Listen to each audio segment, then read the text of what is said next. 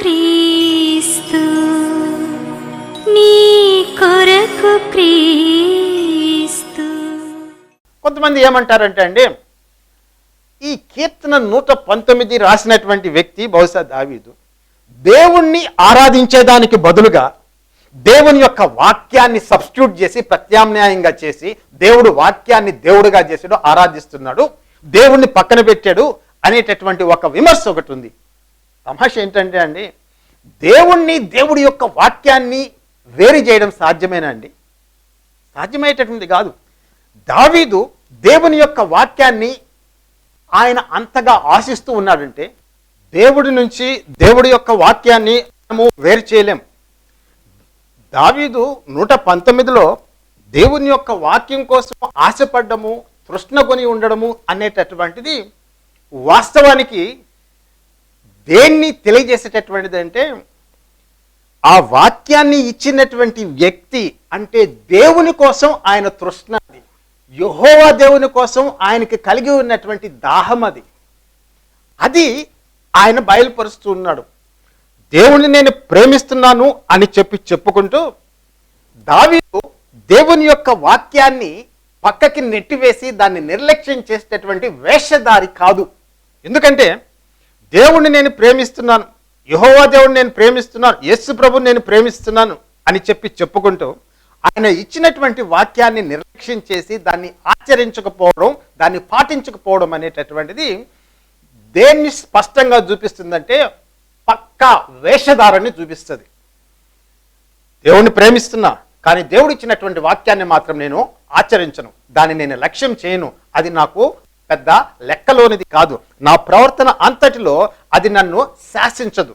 కానీ దేవుడు ఉన్నాడని చెప్పి నేను నమ్మతా, యేసు ప్రభువుని నమ్ముకుంటా, యేసు ప్రభువుని ప్రేమిస్తా, కానీ వాక్యాన్ని మాత్రం పక్కన పెట్టేస్తానంటే అది 100కి 100 వేషధారణ.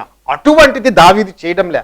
కాబట్టి దావీదు 119లో వాక్యం కోసం నేను ఆశపడుతున్నాను అంటే కొంతమంది అన్నట్లుగా ఆయన వాక్యాన్ని దేవుని స్టేటస్కి ఎలివేట్ చేస్తున్నాడు అనేటటువంటి విమర్శ కరెక్ట్ కాదండి. అయితే దావీదు ఆ ప్రార్థనల్లో ఆయన ఏమడుగుతాడంటే, నాకు దేవుని వాక్యంలో ఉండేటటువంటి అద్భుతమైనటువంటి విషయాల్ని నువ్వు బయలుపరచు అని చెప్పి ఒకటి అడుక్కుంటూ ఇంకొకటి ఏమంటాడంటే, నీ యొక్క వాక్యాన్ని ఆచరించేదానికి నాకు మనస్సు కలిగిచేయి, నాకు బుద్ధి కలిగిచేయి, నాకు నేర్పించు, నాకు బోధించు, నాకు సహాయంను దయచేయి అని చెప్పి ఆయన దేవుడి దగ్గరికి వెళ్ళి ఆయన తనలో ఉండేటటువంటి కొరతను, తనలో ఉండేటటువంటి లోపాన్ని దేవుడి ముందు బహిరంగంగా దాచిపెట్టుకోకుండా, వేషధారణ లేకుండా దేవుడి దగ్గరికి చెప్పుకుంటూ ఉన్నాడు. నా ప్రవర్తనలో లోపం ఉంది, నీ వాక్యాన్ని నేను అనుసరించవలసిన రీతిగా, అనుకున్న రీతిగా నేను చేయలేకపోతున్నాను, దాంట్లో నాకు తృప్తి కలగడం లేదు, కాబట్టి నీ వాక్యాన్ని గైకొంటకు, నేర్చుకుంటకు, దాని చొప్పున నడుచుకుంటకు నాకు బుద్ధి కలిగి చేయము, నాకు మనస్సు కలిగి చేయము, నా హృదయంను దాని వైపుకు తిప్పము అని చెప్పి ఆయన ప్రార్థన చేస్తాడు. అదే కీర్తనలో ఆయన ఏమంటాడంటే, నీ వాక్యాన్ని నేను ప్రేమిస్తున్నాను అంటాడు, కానీ ఆచరణలోకి వచ్చేతలకి దావీదు దగ్గర ప్రవర్తనలో లోపము కనిపిస్తున్నట్టు ఆయన కనుగొని దేవుడి దగ్గరికి వెళ్ళి విన్నపము చేయడం మొదలుపెట్టాడు, విజ్ఞాపన చేయడం మొదలుపెట్టాడు. ప్రభువా, నీ వాక్యాన్ని ఆచరించేదానికి, నెరవేర్చేదానికి, దాని చొప్పున నడుచుకునేదానికి నాకు మనస్సు దయచేదేవా. ఎట్లుందండి ఆయన ప్రార్థన? చాలాసార్లు మనం చాలా ప్యాషనేట్గా మన లైఫ్లో కొన్ని విషయాల గురించి దేవుడి దగ్గరికి వెళ్ళి అడుగుతాం. చదువుకునేటటువంటి వాళ్ళు అయితే మంచి మార్కులతో పాస్ కావాలని చెప్పి ప్రార్థన చేస్తారు, తల్లిదండ్రులు కూడా ప్రార్థన చేస్తారు, తప్పులేదు ఏమండి. మంచి కాలేజీలో సీట్ రావాలా, తప్పులేదు ఏమండి. ప్రార్థనే, దేవుడు దాన్ని అంగీకరిస్తాడు, ఓకే, వెరీ గుడ్ ఏమండి. మంచి ఉద్యోగం కావాలా, ఓకే. కానీ వాటిని అడిగేటప్పుడు ఉండేటటువంటి ప్యాషన్, ఆ ప్రగాఢమైనటువంటి వాంఛ అనేటటువంటిది మనము దేవుడి దగ్గరికి వెళ్ళినప్పుడు, దేవా నీ వాక్యాన్ని నాకు బయలుపరచు, give me a spirit of wisdom and revolution that I may know you better, that I may know Jesus Christ better, that I may know God the Father better, that I may know God the Holy Spirit better అనేటటువంటి తృష్ణ, వాంఛ అనేటటువంటిది ప్రార్థనలో కనిపించదు. పాత నిబంధన కాలంలో పరిశుద్ధుడండి ఆయన, he was a old testament Saint. కానీ ఆయన చేసేటటువంటి ప్రార్థన ప్రస్తుతానికి నూతన నిబంధన కాలం ప్రస్తుత సమకాలీన కాలానికి దానికంటే కూడా చాలా హైగా ఉంది. నూతన నిబంధన కంటే కూడా చాలా హైగా ఉంది. అటువంటి ప్రార్థన ఆయన చేస్తూ ఉన్నాడు. నీ వాక్యంలో నాకు ఆశ్చర్యకరమైనటువంటి విషయాల్ని బోధించు. నా మనసుని నేను తిప్పుకొని, నా హృదయంని నేను తిప్పుకొని ఉన్నాను, దాన్ని వంచుతున్నాను, నా హృదయాన్ని నేను వంచుతున్నాను, నా మనసుని నేను వంచుతున్నాను. దేనికోసం? దేవుని యొక్క వాక్యాన్ని ఆచరించేదానికి ఆయన అంతరంగంలో ఆయన ప్రయాసపడుతూ ఉన్నాడు, ప్రయత్నం చేస్తూ ఉన్నాడు, యుద్ధం చేస్తూ ఉన్నాడు. ఘర్షణ జరుగుతూ ఉంది. చేయకూడదు, వదిలేస్తే బాగుండు, తోసేస్తే బాగుండు, తప్పించుకొని పోతే బాగుండు, ఎస్కేప్ అయిపోతే బాగుండు అనేటువంటి. కానీ అట్లా చేయడంలే. హృదయాన్ని ఏం చేస్తున్నాడంటే వంచుతున్నాడు. నీ కట్టడలను గైకొండకు నా హృదయమును నేను లోబరుచుకొని ఉన్నాను. దాన్ని వంచుతున్నానయ్యా, లోబర్చుకుంటున్నాను. అది ఎదురు తిరిగినా కూడా దాన్ని వంచుతున్నాను. అటువంటి సెన్స్ తోటి ఆయన మాట్లాడుతూ ఉన్నాడు. ఇటువంటి స్వభావం అనేటటువంటిది ఈ దావీదులో ఎందుకు పుట్టుకొని వచ్చింది? ఇటువంటి స్వభావము, ఇటువంటి ప్రార్థన మిగిలినటువంటి పరిశుద్ధులు ఆ కాలంలో, దావీదు కాలంలో ఏమంటే దావీదు సమకాలీనులు ఉన్నారు. ఆయన సైనికాధికారి ఉన్నాడు, ఒక ఆయన ఉన్నాడు, ఎబ్నేర్ అని ఒక ఆయన ఉన్నాడు. ఆయన కింద పనిచేసినటువంటి సూరులు ఉన్నారు, వీరులు ఉన్నారు. ఆయనతో ఉన్నటువంటి చాలా గొప్ప మంది, 30 మంది సూర్యులు ఉన్నారు, చాలా మంది ఉన్నారు. ఆయన కొడుకు సొలొమోను ఉన్నాడు ఉదాహరణకి. ఆయనకు ముందున్నటువంటి సౌలు ఉన్నాడు, చాలా మంది ఉన్నారు కదండి. కానీ వాళ్ళ నోళ్ళల్లో నుంచి ఇటువంటి ప్రార్థన రాలేదే. వాళ్ళ హృదయాలు ఇటువంటి దాన్ని వాళ్ళు కోరుకోలేదే. ఎందువల్ల? Why this difference between David and his contemporaries? Why this prayer is so different from all other prayers? అది మనము ఫోకస్ చేసేటటువంటి విషయం. Why there is a difference? Why he is different? Why his prayers are different? Why there are so many things that we generally do not ask in prayer? మనం అడగం. నువ్వు ఎప్పుడైనా ప్రార్థన చేసావా? నాలో విపరీతమైనటువంటి మత్సరం ఉంది దేవా, దాని నుంచి నాకు విడుదల కలిగిచేయి, విడుదల కలిగిచేయి దేవా, విడుదల కలిగిచేయి. నాలో వేషధారణ ఇది దేవా, విడుదల కలిగిచేయి. నాలో జగడములు చేసేటటువంటి స్వభావం ఉంది దేవా, నాకు విడుదల కలిగిచేయి అని నువ్వు ఎప్పుడైనా ప్రార్థన చేసావా? నాలో వాడి మీద కక్ష తీర్చుకోవాలని నా హృదయం వాడి మీద కక్షతో రగులుతుంది దేవా, వాడిని ఎట్టయినా నొక్కి వేయాలా, వాడు దెబ్బకి దెబ్బ వాడిని తీయాలా అనేటటువంటి స్వభావం నాలో రేగుతుంది ప్రభువా, దాని నుంచి నన్ను విడిపించు దేవా అని చెప్పి నువ్వు ప్రార్థన చేసావా? డామినేట్ చేయాలని చాలా కోరుకుంటుంది చాలా మందికి. డామినేషన్ అనేటటువంటి, వాడిని ఎట్ట డామినేట్ చేయాలా, వాడు పై చేయ, ఈసారి నేను వాడిని అణిచేస్తా, వాడిని తొక్కేస్తా, ఇటువంటి స్వభావం. దీనికోసం ఎప్పుడైనా ప్రార్థన చేసావా నువ్వు? నీలో చాలా అవినీతి ఉంది, దొంగ పనులు చేయడం ఉంది, దేవుని యొక్క డబ్బులు మింగడం నీ దగ్గర ఉంది, ఇవన్నీ ఉన్నాయి కదా. దానికోసం నువ్వు ఎప్పుడైనా ప్రార్థన చేసావా? Did you ever pray for such kind of things in your life, prayer life? David ఏమంటాడంటే అండి, నా హృదయాన్ని వంచుకుంటున్న దేవా, నాకు నేర్పించు. ఇది హ్యూమిలిటీ అంటే, ఇది ఆనెస్టీ అంటే, ఇది నిజాయితీ అంటే, ఇది దీనత్వం అంటే. దేవుని దగ్గరికి వెళ్ళి లేనటువంటి వేషాన్ని నువ్వు వేసుకొని దేవుడి దగ్గర నాతో అన్ని చక్కగానే ఉన్నాయి, ఏం ప్రాబ్లం లేదు, ఇవి అడిగేసి వచ్చేస్తాను అని చెప్పి లేసి వస్తుంటారు చూసారా ప్రార్థనలో నుంచి. అట్లా లేడు ఈయన. ఈ పరిశుద్ధుడు ఆ విధంగా లేడు. దేవుడి దగ్గరికి వెళ్ళినప్పుడు నాలో అన్ని సమంగా బాగానే ఉన్నాయండి అన్నటువంటి యాటిట్యూడ్ ఉంటుంది చూసారా. ఏం ప్రాబ్లం లేదు అంటే కన్ఫెస్ చేయాల్సినటువంటి విషయాలు ఏమీ లేవు నా దగ్గర, అటువంటి యాటిట్యూడ్. నేను దేవుడి వాక్యాన్ని బాగానే, నేను మంచి క్రైస్తవునే అనేటటువంటి యాటిట్యూడ్ ఉంది చూసావరా. The attitude that I'm okay Christian, I'm perfect, my Christian life is perfect, my faith is perfect, I'm okay, I don't need any amends to my behavior అనేటటువంటి యాటిట్యూడ్ ఉంది చూసారా. That is the thing you have to learn from this. ఆయన దగ్గర నుంచి నేర్చుకో. నాకు నేర్పించు, నాకు బోధించు, నా ప్రవర్తన నీ వాక్యం చేత స్థిరపరచబడి ఉండని ఎంత మేలు నాకు. ఆనెస్ట్గా ఎగ్జామిన్ చేసుకునేటటువంటి వ్యక్తి ఇటువంటి ప్రార్థన చేస్తాడు. ఏ ఎగ్జామినేషన్ లేకుండా తాను పరిశీలించుకోకుండా ప్రార్థనకు పోతున్నాం, వస్తున్నాం, చర్చికి పోతున్నాం, వస్తున్నాం, బైబుల్ చదువుతుంటారు, వింటున్నాం, అట్లా ఉండేటట్టు. అయితే ఇప్పుడు ఇష్యూ ఏంటంటే ఆ విధంగా ఉండేటటువంటి వాళ్ళు ఇటువంటి ప్రార్థన చేయలేరు. ఈ లూక్ వామ్ యాటిట్యూడ్ తోటి, ఈ ఎగ్జామిన్ చేసుకునేటటువంటి యాటిట్యూడ్ లేనటువంటి వాళ్ళకి నువ్వు పోయి పరిశీలించుకొని అయినా నీ మార్గం చక్క చేసుకొని అయినా అని చెప్పి చెవులో బోరబెట్టి ఊదినా కూడా వాడు మారడు, చేయలేడు, సాధ్యం కాదు. ఆ విషయాన్ని గురించి మాట్లాడుతున్నాడు. ఎందుకు దావీదుకి ఇటువంటి తీవ్రమైన మార్పు, పెను మార్పులు ఆయన హృదయ అంతరంగంలో కలిగినాయి?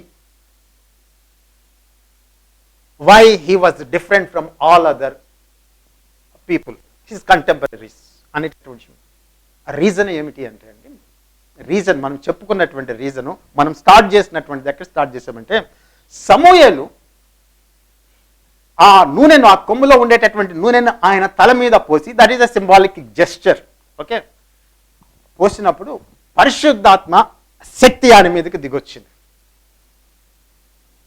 ఈ మార్పులు, ఈ హృదయం యొక్క స్వభావం అనేటటువంటిది మారిపోయింది. అంటే ఇంకొక రకంగా చెప్పుకోవాలంటే, దేవుడు చెప్తాడు కదండి, హెచ్కేల్ గ్రంథము 36వ అధ్యాయము 25, 27 చెప్తాడు కదండి, నీ మీద నా పరిశుద్ధ జలములను చల్లి నీ అపవిత్రత యావత్తు పోవునట్లు నేను నిన్ను కడిగెదను, నా ఆత్మను నీ మీద కుమరించేదను, నీకు నూతన బుద్ధిని, నూతన స్వభావమును, నూతన మనసును కలిగజేసేదను, నా ఆత్మను నీ యందు ఉంచి నా ఆత్మ చేత నువ్వు ప్రేరేపబడి నా ఆజ్ఞల ప్రకారం నడుచుకున్నట్లుగా నేను చేసేదను. Moved by Holy Spirit you will be able to walk in the commandments of God.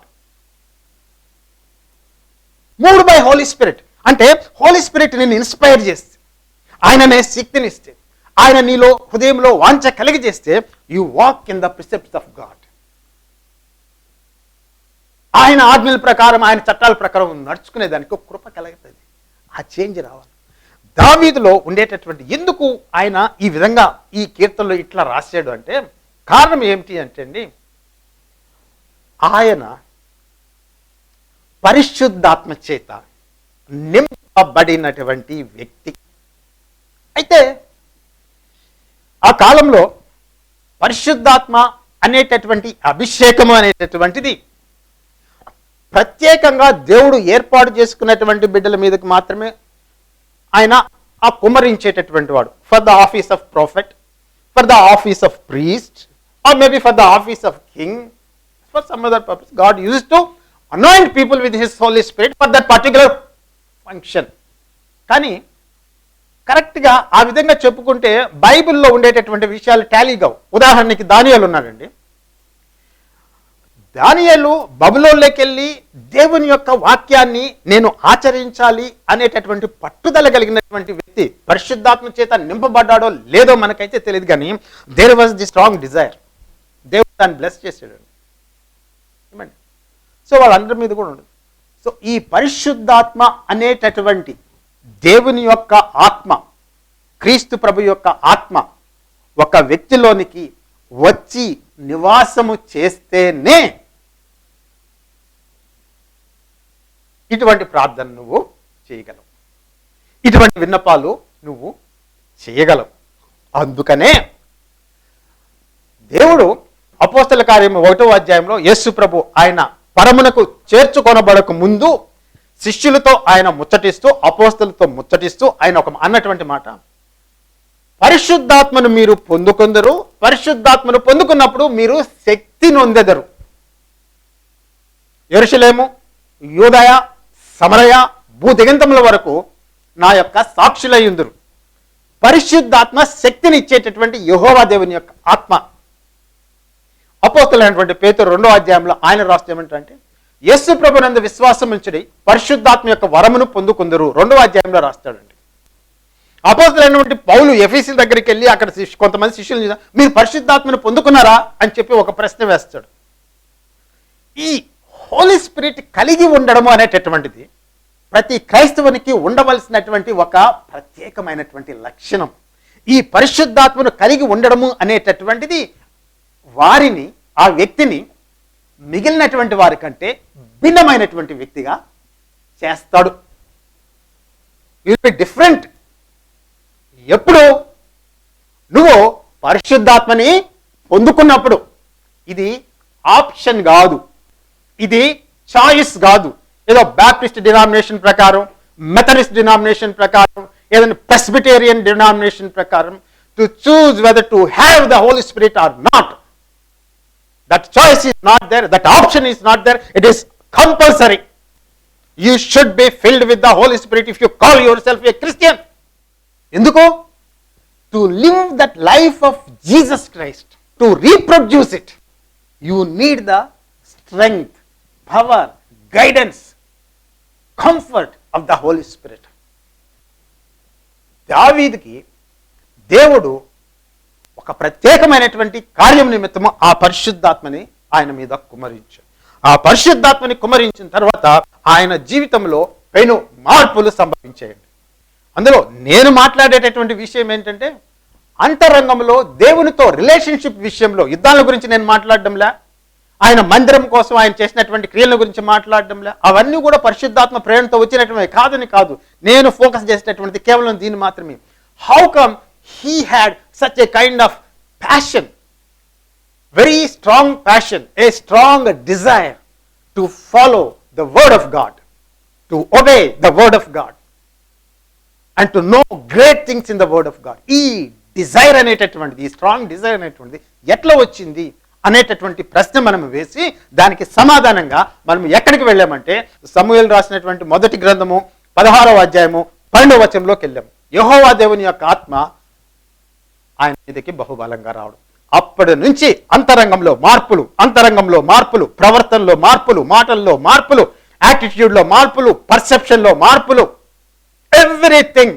ఇది చేయొచ్చు, ఇది చేయకూడదు అనేటటువంటి ఆ సెన్స్ అనేటటువంటిది డేవిడ్లో బహుబలంగా అభివృద్ధి కలిగిందండి. అంత తృష్ణ ఆయనకి కలిగింది. నువ్వు క్రైస్తవ జీవితాన్ని, అథెంటిక్ క్రిస్టియన్ లైఫ్ అంటే నీకెవరు ఒక సర్టిఫికెట్ ఇవ్వరు, this fellow is authentic Christian అని చెప్పి నీకెవరు సర్టిఫికెట్ ఇవ్వడు. మీ పాస్టర్ గారు కాదు, లేదంటే మీ బోర్డు కాదు, లేదంటే మీ ఎల్డర్స్ కాదు, లేదంటే మీ ఫ్యామిలీ మెంబర్స్ కాదు, ఎవడు నీకేం సర్టిఫికెట్ ఇవ్వడు. But you know that you are a child of God and you are trying to follow the word of God. ఈ అథెంటిక్ క్రిస్టియానిటీ అనేటటువంటి నీ హృదయంలో డెవలప్ కావాలంటే నీకు దేవుని యొక్క ఆత్మ నువ్వు కలిగి ఉండాలా. నువ్వు బీడీ చేస్తుండొచ్చు, నువ్వు బీటీహెచ్ చేస్తుండొచ్చు, ఎంటీహెచ్ చేస్తుండొచ్చు, ఎండి చేస్తుండొచ్చు, పెద్ద పిహెచ్డి డిగ్రీ ఉండొచ్చు, రెవరెండ్ అయి ఉండొచ్చు, రకరకాలుగా నువ్వు ఉండొచ్చు. కానీ దేవుని యొక్క ఆత్మ చేత నువ్వు నింపబడకపోతే, దేవుని యొక్క ఆత్మ నీలో పనిచేసి నీలో ప్రేరణ కలిగి చేయకపోతే, ఆ దేవుని యొక్క ఆత్మ బలీయంగా నీలో కదలకపోతే అది దేవునికి మెప్పును కలిగించేటటువంటి క్రైస్తవ జీవితము కాదు. హోలీ స్పిరిట్ లేకుండా క్రిస్టియన్ లైఫ్ జీవించడం అనేటటువంటి is a fake Christian life. Fake. If anybody does not have the Spirit of Christ, he is none of his. వాడు క్రీస్తు వాడు కాదు. ఈ క్రీస్తు యొక్క ఆత్మ వాళ్ళు లేకపోతే వాడు క్రీస్తు వాడు కాదు. There is no connection between him and Christ. No matter what your qualification is, you may be a doctor or reverend or anything else, but if you don't have the spirit of Christ, you are none of his. పాత నిబంధన గ్రంథంలో ఎందుకు ఈ దావీదు ఇంత భిన్నంగా కనిపిస్తాడండి? ఈ మధుర గాయకుడు, ఈ సంగీత విద్వాంసుడు, ఈ ఆరాధించేటటువంటి దావీదు, యుద్ధములు చేసేటటువంటి దావీదు, కష్టాలు పడినటువంటి దావీదు, శ్రమలు పడినటువంటి దావీదు, కళ్ళ నీళ్లతో తన యొక్క పడకను తడిపివేసి బాధల్లో శ్రమల్లో దావీదు, ఇటువంటి లైఫ్ అండి. భిన్నంగా కనిపిస్తాడు. ఆ భిన్నత్వాన్ని తీసుకొని వచ్చినటువంటి వ్యక్తి ఎవరు అంటే దేవుని యొక్క పరిశుద్ధాత్మ. నీ ప్రార్థనలో నువ్వు అడిగేటటువంటి విషయాల్లో దావీదు అడిగినటువంటి అంశాలు నీ ప్రార్థనలో ఉన్నాయా? ఆయన వాక్యము, ఆ వాక్యంలో అద్భుతమైనటువంటి విషయాలు బయలుపరచమని, నా హృదయాన్ని వంచుదేవా అనేటటువంటి ప్రార్థన, నాకు బోధించుదేవా అనేటటువంటి ప్రార్థన, నాకు తెలియపరచుదేవా, నాకు తెలియదు అనేటటువంటి హ్యూమిలిటీ ఉందని. మోషే దేవుణ్ణి చాలా సమీపంగా చూసినటువంటి వ్యక్తి, దేవుని స్వరాన్ని విన్నటువంటి వ్యక్తి, సీనాయి పర్వతం మీద ఆయన మహిమను చూసినటువంటి వ్యక్తి, అద్భుత కార్యాలు, ఆశ్చర్య కార్యాలు కళ్ళతో చూసినటువంటి వ్యక్తి. ఐగుప్తు దేశంలో దేవుడు చేసినటువంటి అద్భుతాలు చూసినటువంటి వ్యక్తి, ఆకాశంలో, భూమి మీద, నీళ్ల మీద ఎర్ర సముద్రం పాయలుగా చీలడం చూసినటువంటి వ్యక్తి, బండలో నుంచి నీళ్లు దేవుడు ప్రవహింపజేయడం చూసినటువంటి వ్యక్తి. అయితే ఈ మోషే దేవుడితో మాట్లాడేటప్పుడు నిర్గమకాండం 33లో ఒక దగ్గర ఏమంటాడంటే, నేను నీ యొక్క కృపను పొందు నిమిత్తము, నీ దీవెనలో పొందు నిమిత్తము నీ మార్గములను నాకు బోధించుము. మోషే ప్రార్థన దావీదు చేశాడు కదండి, నీ మార్గములను నాకు బోధించుము, నీ ఆజ్ఞలను నాకు బోధించుము, వాటిలో ఉండేటువంటి అద్భుతమైన విషయాలు నాకు తెలియపరిచేశాడు. మోషే కొన్ని వందల సంవత్సరాల క్రితం దావీదు చేసినటువంటి ప్రార్థన ఆయన కూడా చేశాడు. ఆయన ఏమన్నాడంటే, ఇన్ని అద్భుతాలు చూసిన తర్వాత దేవుడి సన్నిధికి వచ్చి ఆయన మాట్లాడినటువంటి మాట ఏమిటి అంటే ఒకసారి చదివి వినిపిస్తాడు. నిర్గమకాండము 33వ అధ్యాయము 12వ వచనం నుంచి అండి. మోషే యెహోవాతో ఇట్లా నిన్ను చూడుము, ఈ ప్రజలను తోడుకొని పొమ్మని నీవు నాతో చెప్పుచున్నావు గాని నాతో ఎవరిని పంపెదవో అది నాకు తెలుపలేదు. నీవు నేను నీ పేరును బట్టి నిన్ను ఎరిగి ఉన్నాననియు నా కటాక్షము నీకు కలిగినదనియు చెప్పితివి కదా. కాబట్టి నీ కటాక్షము నా ఎడల కలిగిన ఎడల, నీ కటాక్షము నా ఎడల కలుగున్నట్లుగా దయచేసి, జాగ్రత్తగా వినండి, దయచేసి నీ మార్గమును నాకు తెలుపము, అప్పుడు నేను నిన్ను తెలుసుకుందును. అదేందండి ఇట్లా మాట్లాడతారు ఏందండి ఈయన? నీ కటాక్షము నాకు కలిగిందని చెప్పి నువ్వు నాతో చెప్తున్నావు, నీ కటాక్షము నాకు కలిగింది నేను ఒప్పుకుంటున్నా. మళ్ళీ కింద చూడండి, వాక్యం చూడండి, ఆ వాక్యం యొక్క స్ట్రక్చర్ చూడండి. నీ కటాక్షము నా మీద కలుగున్నట్లు, నిలిచినట్లు నీ మార్గములను నాకు బోధింపు, అప్పుడు నేను నిన్ను తెలుసుకుందును. అదేంటయ్యా, ఇప్పుడు దాకా యెహోవా చేసినటువంటి కార్యాలన్నీ చూసావు కదా, కళ్ళతో చూసావు కదా, ఆయన స్వరాన్ని నువ్వు విన్నావు కదా, ఆడిబుల్గా విన్నావు కదా, నీ కళ్ళతో నువ్వు చూసావు కదా. ఇన్ని చూసిన తర్వాత కూడా నీ మార్గములు నాకు బోధించుము, అప్పుడు నేను నిన్ను తెలుసుకుందును. ఎంత కొరత ఆయన ఫీల్ అవుతున్నాడు. ఆయనలో దేవుని గురించి తెలుసుకోవాల్సినటువంటి అంశాలు ఇంకా ఎన్నో ఎన్నో ఎన్నో ఉన్నాయని చెప్పి ఆయన హృదయ అంతరంగంలో ఆయన బోధిస్తూ, ఆత్మ బోధిస్తూ ఉండగా ఆయన ఏమంటే, నిన్ను నేను తెలుసుకుంటా. ఏ విధంగా? నీ మార్గములు నేను ఆచరిస్తే, పాటిస్తే, I will know you better. నేను తెలుసుకుంటా, నీ మార్గములు నాకు బోధించు. దావీదు చేసినటువంటి ప్రార్థన, కొన్ని వందల సంవత్సరాల క్రితం మోషే చేసినటువంటి ప్రార్థన, వీటి రెండు మధ్య సారూప్యం చూడండి, వాటి మధ్య పోలిక చూడండి ఎంత బాగుందో. సో ఈ దైవ జనులు, ఈ విశ్వాసులు దేవుడి యొక్క కృపను అనుభవించిన తర్వాత, ఆ పరిశుద్ధాత్మని అనుభవించిన తర్వాత, ఆ పరిశుద్ధాత్మ యొక్క కృపను, ఆయన యొక్క శక్తిని అనుభవించిన తర్వాత వాళ్ళకి కలిగినటువంటి భావం ఏంటి అంటే, మాకు తెలిసినటువంటిది చాలా తక్కువ, నిన్ను గురించినటువంటి తెలిసినటువంటిది మాకు చాలా తక్కువ, నిన్ను అనుసరించడంలో మా ప్రవర్తనలో కొరత ఉంది, లోపం ఉంది, అనుకున్న రీతిగా మేము చేయలేకపోతున్నాము. కాబట్టి నీ మార్గముల్ని మాకు బోధించి వాటి ప్రకారమున నడుచుకున్నట్లు చేయము, అప్పుడు నేను నిన్ను తెలుసుకుంటాను. మోషే అంటే దావీదేమంటాడంటే, నీ వాక్యంలో ఆశ్చర్యకరమైనటువంటి విషయములు నాకు బోధించుము అని చెప్పి ఆయన ప్రార్థన చేస్తాడు. That is why David is different from the rest of the crowd. He stands out, he special. మనం పికప్ చేయమంటే అన్ని ఒక గుంపులో ఒకే రకం దాంట్లో ఒకటి భిన్నంగా ఉంటే మనం పికప్ చేయమంటే చేస్తాం కదా, అట్లాగే దావీదు జీవితం కూడా, అలాగే మోషే జీవితం కూడా. పరిశుద్ధాత్మ లేకుండా నువ్వు క్రైస్తవుడి కాలేవు, పరిశుద్ధాత్మ లేకుండా క్రైస్తవ జీవితాన్ని నువ్వు జీవించలేవు. చిన్న ప్రార్థన చేసుకుంటామండి. పరిశుద్ధుడైన మా తండ్రి, నీ యొక్క రక్షణ అద్భుతమైనటువంటిది, ఆశ్చర్యకరమైనటువంటిది. నీ ప్రియ కుమారుడైనటువంటి క్రీస్తు ప్రభును ఈ లోకంలోనికి పంపి ఆయన శిలువ మరణమునకు అప్పగించి ఆయన యందు నువ్వు మాకు నిత్య జీవమును అనుగ్రహించున్నావు. పరిశుద్ధాత్మ అను వరమును ఉచితంగా అనుగ్రహించున్నావు. పరలోకమందున్న ఆత్మ సంబంధమైనటువంటి ఆశీర్వాదములను అనుగ్రహించున్నావు. మమ్మల్ని నీ కుమారులుగా, కుమార్తెలుగా చేసుకున్నావు. నీ ప్రేమ అద్భుతమైనటువంటిది, ఆశ్చర్యకరమైనటువంటిది. తండ్రి, నీ ప్రేమ వివరింప శక్యము కానిటువంటిది. అటువంటి ప్రేమతోటి మమ్మల్ని ప్రేమించి ఈ రక్షణ మాకు అనుగ్రహించినటువంటి నీకు యేసు నామంలో కృతజ్ఞతలు చెల్లించుకుంటూ, ఈ సమయంలో ఈ వాక్యము విని తండ్రి నన్ను పరిశుద్ధాత్మ యొక్క శక్తితోటి అభిషేకంతోటి నన్ను నింపు అని అడుగుచున్నటువంటి ప్రతి కుమారుణ్ణి కుమార్తెని చిత్తశుద్ధితో ఆ పరిశుద్ధాత్మ కోసం ఆశపడేటటువంటి, వాంఛించేటటువంటి, బలంగా కోరుకునేటటువంటి ప్రతి కుమారుడి మీద, ప్రతి కుమార్తె మీద ప్రార్థించుచుండగా నీ ఆత్మని కుమ్మరించుమయ్యా. దేవుని యొక్క పరిశుద్ధాత్మ అడుగుచున్నటువంటి ప్రతి కుమారుడి మీద, ప్రతి కుమార్తె మీద శక్తితో, బలముతో అగ్నివలే దిగువచ్చి వారిని కమ్ముకొనుగాక.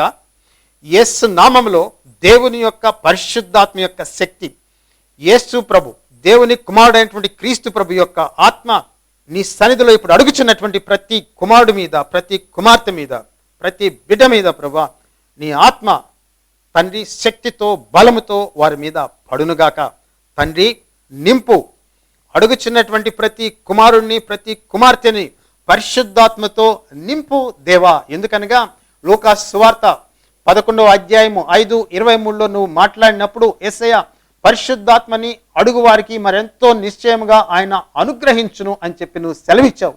ఈ దినమున నీ సన్నిధిలో ప్రభువా అడుగుచున్నటువంటి ప్రతి కుమారుణ్ణి, కుమార్తెని ఆ పరిశుద్ధాత్మ అగ్ని అభిషేకంతో నింపుము దేవా. ఆ పరిశుద్ధాత్మ యొక్క అగ్ని అభిషేకంతో నింపుము దేవా. ఆ పరిశుద్ధాత్మ యొక్క అగ్ని అభిషేకము వారి మీదకి దిగువచ్చును గాక. కట్టబడినటువంటి ప్రతి బంధకము, ప్రతి సంఖ్యలు యేసు నామంలో తెగిపోవును గాక. బిడ్డల శరీరంలో ఉండేటటువంటి శారీరక రుగ్మతలు అవి ఏవైనా సరే యేసు నామంలో వాటిని గద్దిస్తున్నాను. ప్రతి శారీరక బలహీనత ఆ బిడ్డలు దేని విషయమై నీ సన్నిధిలో మొరపెడుతూ ఉన్నారు, ఏ జబ్బు నుంచి విడిపించమని, ఏ వ్యాధి నుంచి విడిపించమని నీ సన్నిధిలో వారు అడుగుతున్నారు.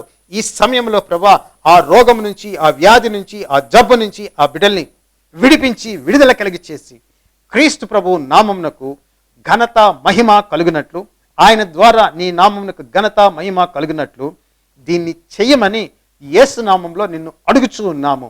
యేసు నామంలో ఆమేన్.